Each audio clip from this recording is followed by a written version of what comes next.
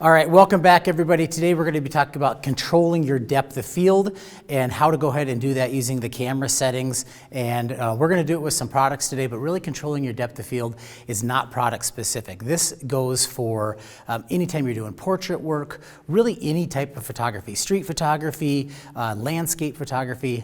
Controlling your depth of field is an essential part of understanding your camera and getting the most out of it, because you can draw the viewer's attention to certain parts of the photograph by making it in focus and making other parts of it out of focus. So the way that we go ahead and do this is through our settings in our camera. Actually, before I even get to that, I should say that how we control what objects are in focus and out of focus, it depends on how close they are to the camera. So as you can see here on the back of my camera, that I've got three energy drinks lined up here, and I have gone ahead and stacked them in a way that they are all on different planes away from the camera's sensor. And then when I use my camera, I can actually focus on one of them. You can see in this case, I've got the closest can that's in focus, but I can change that. I can make it the green can that's in focus or the blue can that's in focus. But you'll notice that when I'm using these settings on my camera, I can only get one at a time in focus, and the rest of them are out of focus. But we can change that setting in our camera so that I can try to get all three of them in focus. There's different times and scenarios that you're going to come across where you actually want to be able to control the depth of field of whatever it is that you're shooting.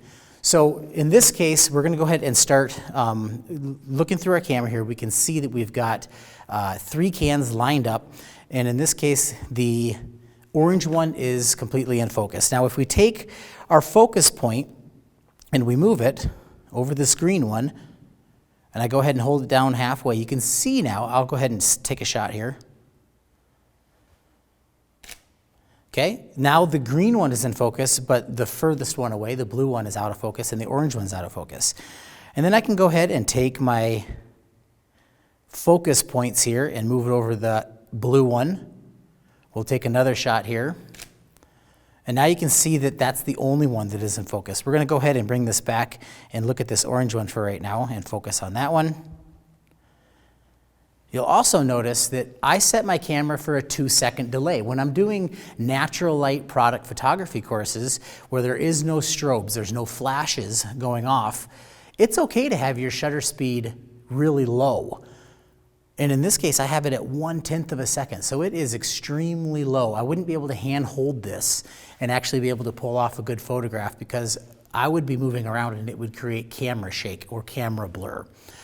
So I even took it one step further and put my camera on a 2-second delay, because when I click that button, if I'm holding this camera and I am trying to click the button, it is going to actually end up being blurry again because I'm moving my hand in the camera, even though it's on a tripod. Me touching the camera is actually going to move it around.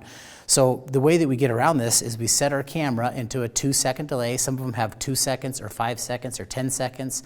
Lots of different combinations out there depending on your type of camera. Play with your settings and see if you can find out where those are.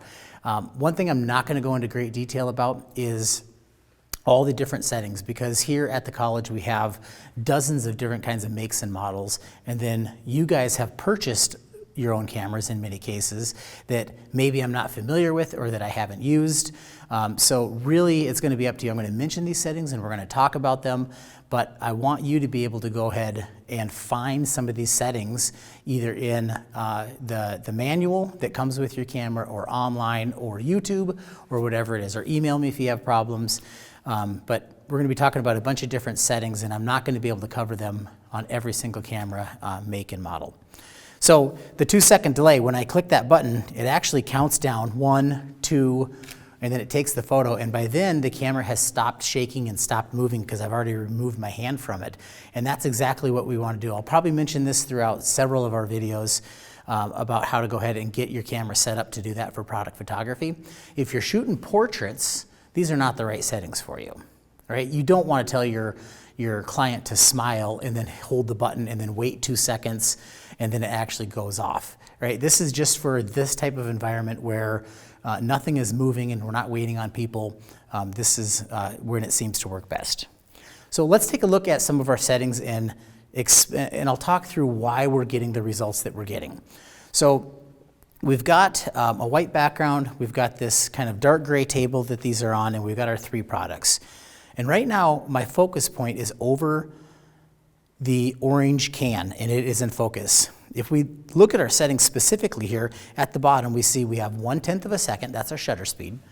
We're shooting at f4. So f4 is an aperture, and it's telling us the size of the hole inside this lens. So this lens, every lens that we have, has an aperture mechanism that can close all the way down, or it can be really wide open. In this case, when we say f4, it's a small number. It's kind of opposite of what you'd think. That means that the hole inside of this lens right now is really big, and it's collecting a whole bunch of light. So anytime that we're collecting a whole bunch of light like this, and we have an aperture at f4, it is going to give us a shallow depth of field. So when we look at this, we can change that depth of field just using our focus points, and we can determine what we want in focus and what we want out of focus. Right? You can see this live happening in front of me.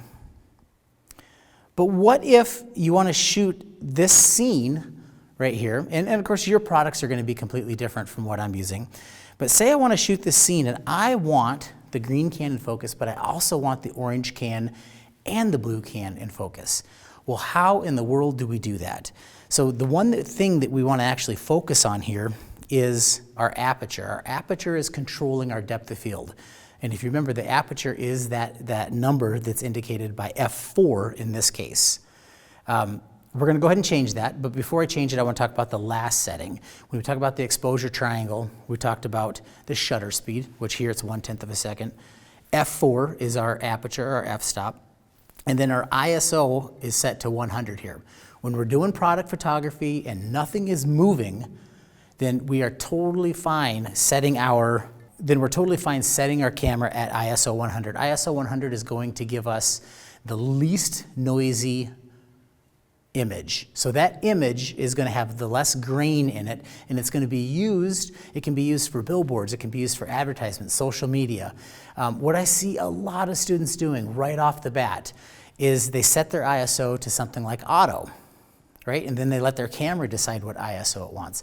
Well, sometimes it'll choose a really high ISO, and the image will end up being grainy. We'll see this time and time again this semester, as I've seen it in all the other semesters, of students that don't really understand the importance of putting your ISO at something low. It could be 100 or 120 or 125 or 200. What I want to avoid is an ISO of like 6400 or 3200, because your image gets really grainy and noisy, and it doesn't carry the detail that you'd want to be able to sell this image back to Monster. Right? So those are the three pieces of this exposure triangle. We'll go into more detail about that. But right now we're talking about controlling your depth of field. So I'm at f4 right now, and my middle can is actually in focus. I'm going to go ahead. I'm shooting in manual mode, so I can control my shutter speed, my aperture, and my ISO all from my brain, right? I'm not letting the camera decide anything. All it's doing is taking the photo, but I'm the one who's actually deciding on all 3 of those different factors. So you can see we got ISO 4 here. I'm going to go ahead and change this. I'm just going to use this dial in the front of my camera. This is a Sony a7 III that I'm shooting with. If you're shooting with Canon, if you're shooting with Nikon or Fuji, the exposure triangle does not change, right? The buttons are going to be in a different spot. The knobs might be in a different spot. The settings for the menu might be in a different spot, but they're all based on the same idea that you can control your ISO, your shutter speed, and your aperture to get the image that you want, and you'll be able to control which part of it is actually in focus. So as I spin this from f5.6, you can see now I'm at f8. You see how much darker the image is? Because I'm cutting out light. In the exposure triangle, if you change one thing, you're going to have to change something else, right? So before I change those other items, let's go ahead and crank this f-stop all the way down. So my hole in my lens was this big, and I'm going to make it really small. I'm going to make it like I'm shooting through a straw here. F16, F19, F22. There we go. F22, I can't see anything. What you see on the back of my screen is exactly what I see. It's completely black. So we need to fix this. We can't just go ahead and shoot it. If we go ahead and shoot this, we will end up with an almost all black image, right? And I'll put that up on the screen and you guys can see it, that it's completely underexposed. But I need to change my shutter speed. Right now it's at 1/10 of a second. It's just not long enough to let enough light in. So we're going to go ahead and actually change this shutter speed. You can see I go to 1/4 of a second, 1/2 a second. There's a full second exposure. A full second exposure is definitely going to be a problem if you are shooting sports photography, shooting wildlife, if you're shooting portraits. You can't shoot at a full second. But under these circumstances, when we're using a natural light or a non-flash light source, then we can go ahead and we can change this. There's 2 seconds. I kind of like how it looks with 2 seconds, but you see the exposure is pretty good, right? The exposure, when we talk about exposure, we're talking about the lightness or darkness of the image. Right now it looks like it's pretty good. Everything's pretty much exposed properly. But what I really want you to notice is the cans. I'm going to go ahead and take this photo. It's going to count down, and it's actually going right now. Notice my hands are off of it. I'm not breathing on it. I'm not kicking the legs, because that sensor is being exposed to light for that entire 2-second period, and I don't want my image to end up being blurry. So what you'll notice when we play this image back is that pretty much all 3 cans are in focus. It's like magic. As soon as I stopped that lens down to f/22 and I cut out a bunch of light and I extended my shutter speed so it's really long, now we did like this mathematical little trick inside the camera. By shooting through a smaller hole, we got everything in focus. And just to kind of show my point here, I'm going to come over here and I'm going to go and focus on this orange can. I'm going to take this shot again. I'm going to put this one up on the screen and see if you guys can see the difference between this shot and the last one that I just took. And now I'm going to go over here to the last one, the blue can. I'm going to go ahead and focus on that one. I'm going to take a shot here. And now you'll be able to compare all 3 of these and see how similar they actually are. When you're shooting at f/22, then almost all of your image is going to be in focus, as a general rule. So when we look at these 3 images, we can tell that they're almost all completely in focus, and you can't really tell which one I even focused on, can you? It's pretty tough unless you knew what you were looking for. But if we go ahead and change this, I'm going to go ahead and change this back down to f4. You can see now it got really bright because I'm allowing way too much light in. So I'm going to go ahead and I'm going to have to stop this down to get it to a point that I like it. There we go. That looks pretty good. So let's go ahead and do this back in the same order. We're going to start with our orange can. I'll put that up on screen. Okay. You can see the orange one's the only one in focus now. And I'm going to move that focus point right over the green can. I'm going to take a shot here. Perfect. And I'm going to come over here and I'm going to shoot it on the blue one. You can see the orange one now is completely out of focus. So shooting with a larger aperture, which is a smaller number, we're able to control that depth of field and use it to our advantage, because if I want people just to focus on a certain part of this scene, then I can do that. Our eyes typically aren't drawn to the stuff that's out of focus, or at least wildly out of focus, and we're going to focus on the thing that's actually sharp and clear. So the other thing that I wanted to talk about was the different focusing modes that you can have inside of your camera. You saw me moving this little joystick around, and I'm getting it to wherever I want to go with it. But your camera by default may not actually come to this. Go ahead and find my setting here. So for me on this camera, this is the Sony a7 III, I've got some options here of what I can change. I can actually shoot wide. I can shoot in a zone. I'll go ahead and actually choose some of these. So you see when I choose wide and I just start hitting the focus button, that I see those green dots that show up on my can. But actually, I'm letting the camera choose as to what's in focus, and I don't really like that, because if I were to move this around just a little bit, it would actually change depending on the different scenario. And what if I want to light and focus on the green one? I wouldn't be able to. So if I go to zone, I can go ahead and I think I can move stuff around if I want to. There we go. So now you can see my rectangle's kind of over the blue and the green one, and it'll focus on that one. But then how do I get it to focus on the blue one? It won't. Typically your camera, if it's in any kind of auto setting like this for the focusing, it's going to choose the object that is closest to the camera, which is not necessarily the best. If you're photographing a t-ball game and you're behind a chain link fence and you're standing a foot behind that fence, it's going to try to focus on that fence every single time. And that's a no-go. You want to be able to override that and shoot and put the focus on the actual players themselves. So if we keep looking at these settings, we've also got the center setting. This is similar to the one that I just had.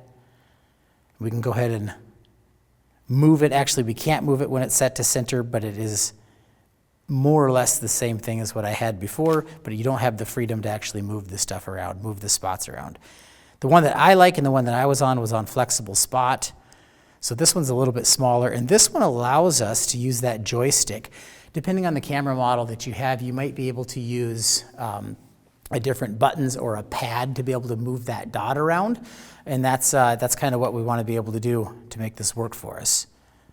If I hit C2 again on this camera, I can go into expandable flexible spot. So, whoops. Okay. Expandable center spot will actually try to focus on the center, but if it finds something that's outside of there within a certain distance, then it will refocus using a little bit of latitude that you're giving it. Okay, and then our last one here is lock on autofocus wide. I have not used that. I don't use that one. So let's go ahead and get back to flexible spot, and then we can actually move that around. All right, I also wanted to talk about the drive mode real quick and show you how I set that to a 2-second delay, or at least kind of what it looks like. It'll be different for different kinds of cameras. But if I go ahead and I choose my function mode on this one, you can see my drive mode pops up, and it says, it's got a little countdown clock on there, and it says 5. I'm gonna go ahead and change that to 2, but you could also change it to continuous shooting high speed. So if you're shooting that eagle flying through the sky, this is the mode that I'd be on, and then you can just hold that shutter down and it'd go and it would photograph that eagle as it flew through the sky, and it would take dozens and dozens of photos. For this station, this area is not moving. I only need one shot to be able to capture it. Single shooting is just very typical. That's just if you hold the shutter down one time and actually take the shot, then you'll record one single image. Very similar to the self-timer, but this it just has a delay set on it. There's also ones where we can do like 10-second delays, and there's variations of this, like this high-speed continuous shooting here. I can go low speed. You can go middle speed. So there's different kinds of options within each one of these, and typically when I'm out shooting, I'm shooting in single shooting. If I'm doing portrait work, or in my case if I'm doing product work, then I want this self-timer and try to set it at 2 seconds. So I hope this explains a little bit about not only how to control the depth of field using Aperture inside your camera, but also why you would want to do it and draw people's attention to a certain part of your photo.